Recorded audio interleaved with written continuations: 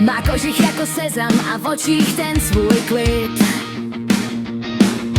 Na první pohled láska, já musela jít mít.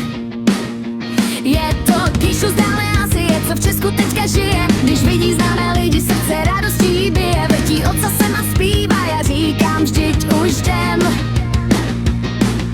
Tak připrav se na zábavu a rychle jdeme ven. Jenže pak potkáme v bloku toho labradora.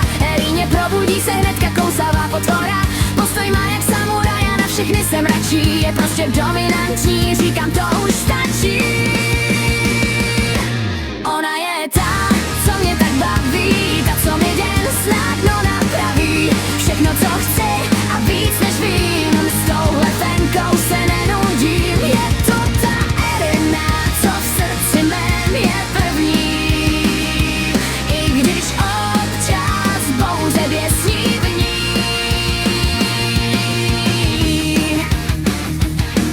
V týdnu jsme na asfaltu, pak ale přijde čas,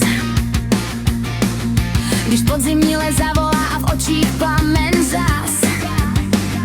Na naháňce je královnou, jde po černé zvěři, že je to lovec s tělem i duší, už všichni věří.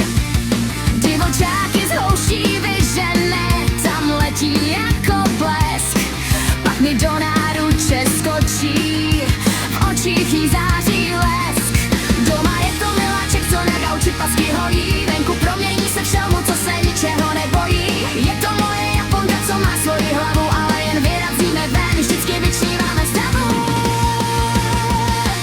Ona je ta, co mě tak baví, ta, co mi den snadno napraví. Všechno, co chci a víc než vím, s touhle fenkou se nenudím. Je to ta Erina, co v srdci mém je první. I když občas bouře běsní v ní. Kdy je to s ní kříž, když i psy by snědla ráda. Ale pak mi olízne nos a já ji musím mít ráda.